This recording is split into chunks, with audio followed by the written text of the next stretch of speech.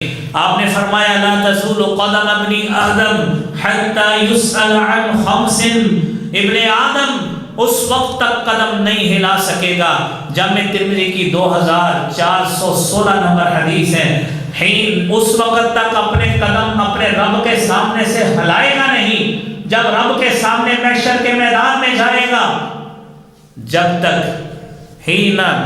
حتی یسأل عن خمس، جب تک 5 چیزوں کا جواب نہیں دے لیتا، اس وقت تک اس اپنے قدم کو نہیں ہلا سکے گا۔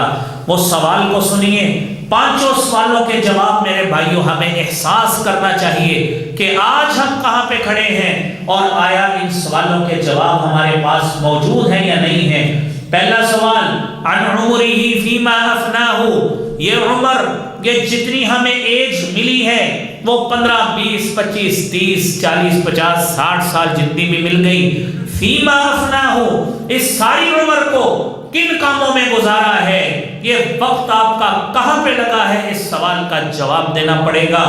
دوسرا سوال وعن شبابہ فیما ابلاہ، اور اللہ رب العالمین نے اس عمر کا بڑا حصہ آپ کو جوانی عطا فرمائی، آپ کے جسم کو تن و من اور قوی ہیکل رکھا اور آپ کے جسم کو ہر لحاظ سے صلاحیت عطا فرمائی۔ یہ سوال کا جواب میرا رب پوچھتا ہے عن شبابہ فیما ابلاہ، کہ اے میرے بندے، میں نے تجھے جوان بنایا، تجھے جوانی عطا فرمائی، تو نے اپنی تمام صلاحیتوں کو بروئے کار لاتے ہوئے دنیا کی ہر نعمت اپنے لیے حاصل کی، میں نے تیرے لیے سہولت پیدا کی، میرے بندے تو نے میرے لیے کیا کیا ہے، میری عبادت میں کتنا وقت گزارا ہے، تو نے جوانی کا وقت، قیمتی وقت بھی اپنی مرضی کے مطابق گزارا، ساری عمر ہی گزار دی، میرے بندے میرے لیے کیا کیا۔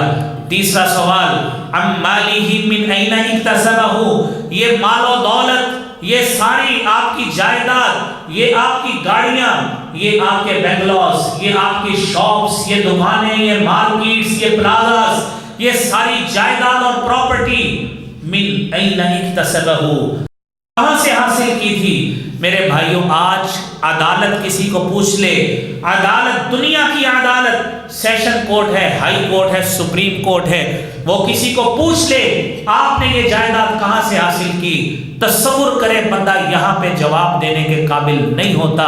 میرا مالک جب پوچھے گا، جہاں پہ جس حوالے سے موجود ہے لیس بینہ و بینہ ترجمان، جہاں پہ اللہ اور بندے کے درمیان کوئی ترجمان نہیں ہوگا، بندہ ڈائریکٹ جواب دے گا۔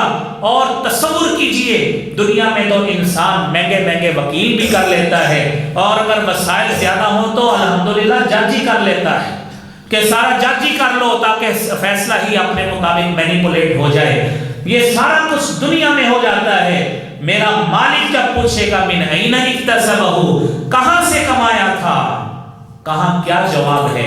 چوتھا سوال فیما انفقہ، یہ مال خرچ کہاں پہ کیا ہے؟ اور پھر یہ چوتھا سوال بھی ہوا، ایک ایک پینی، ایک ایک پیسہ، ایک ایک روپیہ جہاں پہ ہمارا لگتا ہے، میرے بھائیوں یہ احساس ہونا چاہیے، میری اولاد مجھ سے پیسے لیتی ہے، کہاں پہ خرچتی ہے، میرا بچہ مجھ سے پیسے لیتا ہے، کہاں پہ لگاتا ہے۔ اگر بچہ چھوٹا ہے، اس کو شعور نہیں ہے، یہ شعور دلانا والدین کا کام ہے۔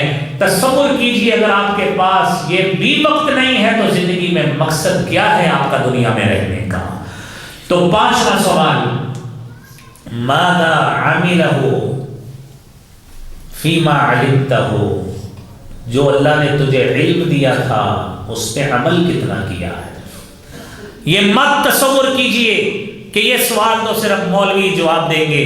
آج دنیا میں بسنے والے کس شخص کو علم نہیں ہے کہ نماز پڑھنا ثواب کا کام ہے کہ گناہ کا کام ہے، جھوٹ بولنا ثواب کا کام ہے کہ گناہ کا کام ہے؟ یہ کامن سینس کی باتیں ہیں۔ کس کو نہیں پتا جھوٹ بول کر تجارت نہیں کی جاتی؟ کس کو نہیں پتا لوگوں کا مال جھوٹ بول کر غبن نہیں کیا جاتا؟ گناہ ہم کریں، غلط کام ہم کریں اور احساس یہ پیدا کر لیں کہ اس سے ہمارے محلے کا مولوی پھنس جائے گا، ہم بری ہو جائیں گے، یہ ہماری خام خیالی تو ہو سکتی ہے۔ حدیث میں یہ نہیں لکھا عالم کو پوچھا جائے گا، وہ الگ حدیث موجود ہے جہاں پہ اس سے پوچھا جائے گا۔ یہ ہر بندے سے سوال ہے، ہم سارے ابن آدم ہیں، کہ اللہ نے جو علم دیا تھا اس پہ عمل کتنا کیا ہے۔